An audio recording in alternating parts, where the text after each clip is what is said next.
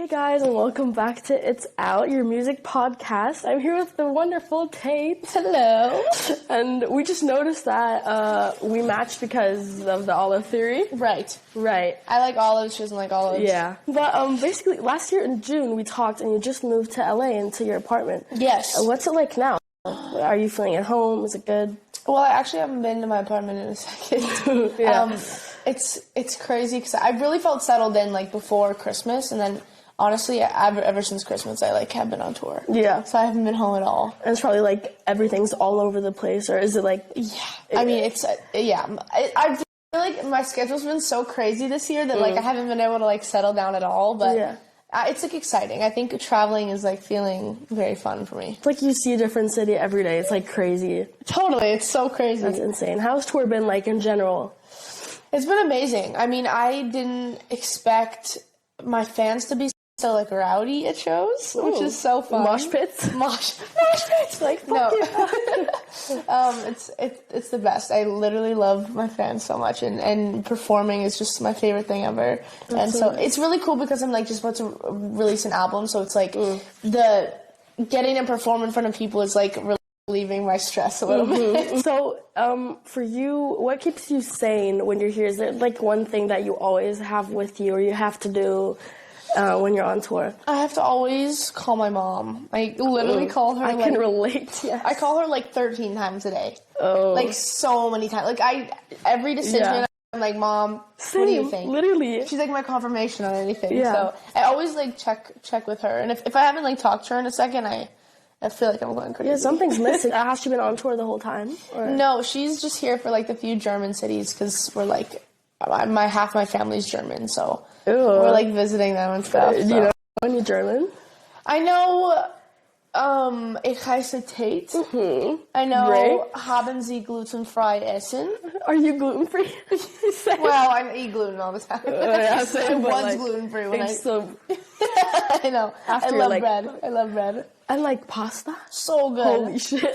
Can never give it up. Right. No. So, what's your like favorite snack except for like gluten-free things like on tour? We eat a lot of like fruit and popcorn. Popcorn? That's so random. All the time. It's always around, like, tracing the outline of our bus. It's just, like, popcorn. Right, because, like, you can see popcorn all the time. Like, you ate this and it's, like, everywhere. That's crazy. Yeah. What do you do on off days? Like, off days? Take the time off. Honestly, we don't have that many off days because usually when I'm doing an off day, I have, like, press. So, we haven't... Yo, so we haven't really, like, had an off day yet. But I think we have one in Venice.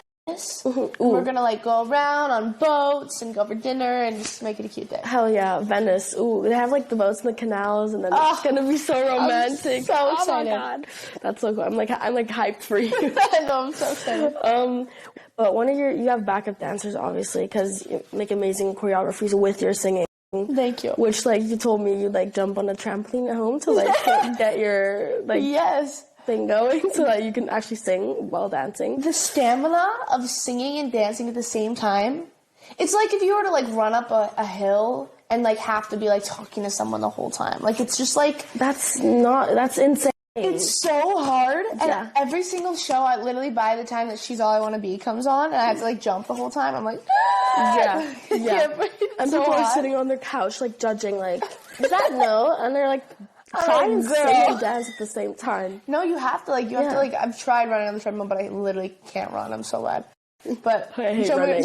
I'm like, I literally it's the worst thing ever. But jumping on a trampoline works. Okay, that's good. Yeah. Is one of your dancers isn't he your best friend and dancer? So I've known him for like 11 years. And I was doing the Jingle Ball tour in December, which was like a whole bunch of artists. And I was like, how would you come on tour with me? And so he like danced for me for the first time. But I think he's going to join me in the UK and Australia this year, and then Shawn Mendes. So that's so exciting. Oh my God. What was your like initial reaction when you heard it? Like the first time when you were like, I think that might happen. Oh, I mean, I get really superstitious. So I'm like, I don't want to jinx anything. Yeah. So I literally didn't tell anyone for like forever. Yeah. Like, what if it doesn't work out? What if it doesn't work out? Then it's so awkward. Yeah. So it's always good to wait a little bit, I say. Because, like, nothing ever is confirmed. Yeah. But I didn't tell anyone, and then once I was able to, I, like, went up to my band, and I was like, still, I was like, there might be a possibility. Don't get your hopes up yet. So exciting. Is there cool. anything that you're like really nervous about? So pumped. The best preparation for your own. Yeah, it'll be so fun to watch him every night and just like, I think I'm like his only support, like on like, which is so cool because usually there's like 3 acts or whatever, but I think I'm like his only one, That's so cool. Which is really cool. That's so cool. Yeah. To your album, is there a song on the album that first you didn't know if it was gonna make it, and now it's like on there? You're like, yeah, it's supposed to be on there. A lot of them. There was one that I literally put on the album. I like called my manager. I was on tour and I woke up and I was like, Conway, and like his name's Conway, and I was like, oh no, I just had like the biggest moment of clarity ever, and I'm like, I had a dream last night, and I'm like, all my visions were clear, and I could see everything perfectly, and I was like, this song needs to be added to the album. And he's like, hey, like everything's printed, like the vinyls are done, like all the merch is done, everything, like all the track list had been laid out, and I was like, nope, it needs to be added. No. How do they do it? Like, I don't know how they added it, but I was like, you have to do this. Put the t-shirts back, be like, cross that out, put that in. Oh shit. No, but we had to like go back in and, you know, like adjust it a bit. But one of the songs, it's called I'm So Gone.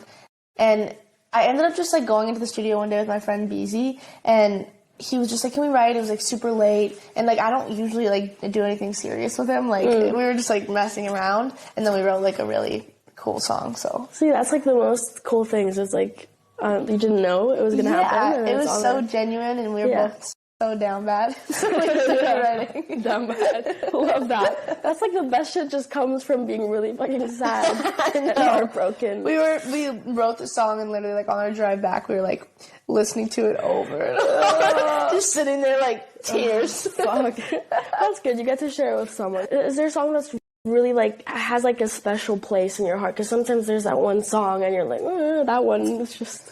There's this one song called Boy X, and me and my friend Alexander, 23, we wrote it in his like garden. Like we were just like sitting there. Nice. And we wrote this like 7-minute song originally. Like it was the longest fucking song we've ever written. Yeah. Like afterwards we were like exhausted, and we wrote it, and it genuinely was just like we wrote like a full storybook. It's like literally talking about a girl and how she meets this guy across the street who's Boy X, and then and it's like this full on story, like a movie, and like a movie, and then it like at the end it reveals that like this girl was like me all along, and it was just it's so like Girl X, not Boy X. Girl X. No, but it was really special. Just like the way we wrote it was so like natural and fun, and I'm really proud of it. That's so nice. Yeah. It's a nice feeling to be proud of your stuff and like, it's going to come out. It's going to be so cool. I'm so excited. I'm not sure if it's happened, but has anyone that you've written a song about and it's out, like reached out to you after and been like, yo, is this about me? Yeah. It happens all the time. People will be like, people also will just like assume songs are about them. Oh, and you're like, no. Not you. Definitely you weren't not. that special. You weren't that special. Imagine. No, but I feel like I would never tell anyone. Even if it was like a good song, I would like never tell them if it was about them or not. How long have you like worked on the album? I mean, so when I first did my first so I have like a journal, and it was from the first day that I was like, this is what my album is gonna be, and it was like Tate McRae album. I don't know the name yet, and I was like probably like 12 tracks or something, and I wrote down all the songs that were like potential songs. And, like, then you flip through the pages, and, like, months go by, and every single song changes. Yeah, like, you literally see, like, they're, like, staying, and then all of them are switched, and I, like, rewrote a million different songs. Well, that's crazy. Yeah, it's cool to look back on, though. Yeah. So your friends and family, like, do you play them your demos, and you're like, should I put this in there? Or just you? I mean, honestly, the thing is that, like, if you play it for friends, everyone has a different opinion on songs. Yeah. Like, it's so hard to... Like, my mom, I remember when I first played her You Broke Me First, she was like, you gotta stop writing about boys. And then, like, didn't react to the song, like, nothing, and I was like, oh, okay, whatever. Like, this song is nothing. Yeah, and imagine you scrapped the song. Right, and I'm like, I think it's cool, but if I would have taken her opinion too close to heart and been like, oh, I need to stop writing about boys, the song would have probably never came out. You're like, okay, time to talk about girls or, I don't know. No, but I think that's the thing is, like, so many of my friends will even, like, tell me, oh, I don't like that song, and then it comes out, and they're like, oh, yeah, that was my favorite song. Right, when it's out, it's, like, the effect. Yeah, it's, like, you never know it, so you gotta, like, trust your gut, I think. True. That's, like, good advice. And everyone thinks differently. Yeah. I've never had one song that was more liked than the other. True. Well, that's crazy. Yeah. Good to know. Yeah. When your album comes out, are you good at like keeping that momentum of, okay, my album just came out and I need to perform it every day, everywhere, some radio shows everywhere? Or for you, is it like, I've heard this for months now it's out, and now you're like, shit. I have heard these songs like way too many times. Yeah. But it'll be different. Like when you have to like put it into a live performance, it like reignites like the spark. Like it's like so much more fun because you go back to the place where you like wrote the song from, and you like feel it way more. True, because you're like in the performance and then everything comes back up. Yeah. Does it make it harder for you to process stuff, or? Yeah, I mean, I get like so emotional when I'm performing some songs when they're like too real. Yeah. I'm like, this is not good. I'm back where it started. I can't do this. Yeah. Well, thank you so much for being here. Thank you. It was so nice to have you. Bye, guys.